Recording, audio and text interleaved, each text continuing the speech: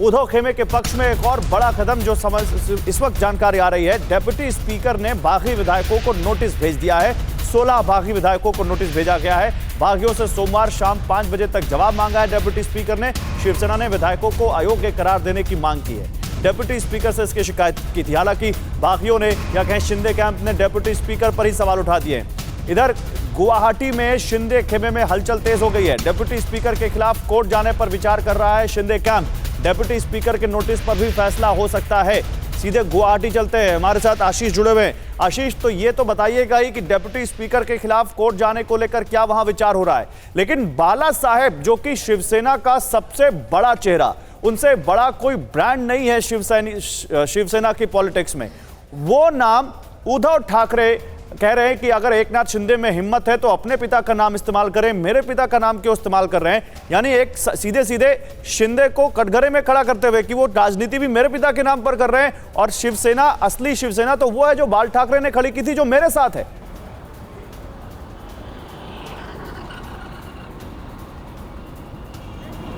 बिल्कुल गौरव, first thing first, जो आपने पूछा कि यहाँ पर उसको लीगल स्ट्रैटेजी को लेकर डिप्टी स्पीकर जो कि इंटरिम स्पीकर हैं नरहरि झिरवाल, उसको लेकर किस तरह से ये स्ट्रैटेजाइज कर रहे हैं, वो केवल एक लीगल एस्पेक्ट है। उन्हें पता है कि सबसे बड़ा रोड़ा वही होगा जब भी वो असेंबली लेवल पर, स्पीकर लेवल पर उन्हें मान्यता मिल जाएगी, उसके बाद में फ्लोर टेस्ट वाला हिस्सा गवर्नर के हाथ में जाएगा और उसमें ज़्यादा दिक्कत आएगी नहीं, क्योंकि उनके पास नंबर्स भी हैं और जो प्रोसीजर की ज़रूरत है वो भी है।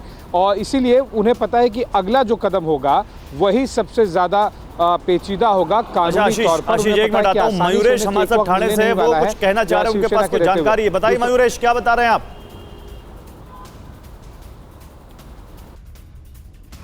मयूरेश, कुछ कह रहे हैं आप?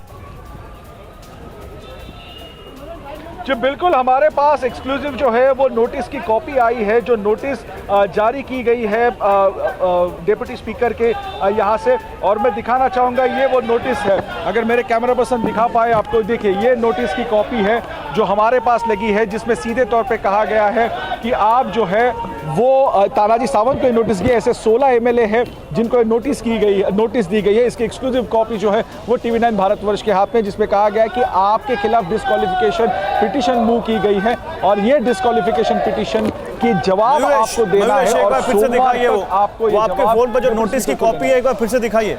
बिल्कुल बिल्कुल, ये देखिए, ये है वो नोटिस की कॉपी।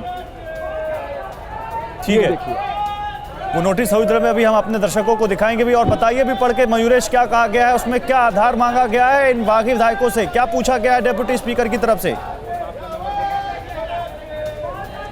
जी बिल्कुल, डिप्टी स्पीकर की तरफ से इस नोटिस में यही पूछा गया है कि आपके खिलाफ डिस्क्वालिफिकेशन की नोटिस जो है वो डिस्क्वालिफिकेशन की पिटीशन आपके खिलाफ दी गई है, क्योंकि आपने पार्टी ने जो व्हिप जारी किया था उसे आपने माना नहीं है।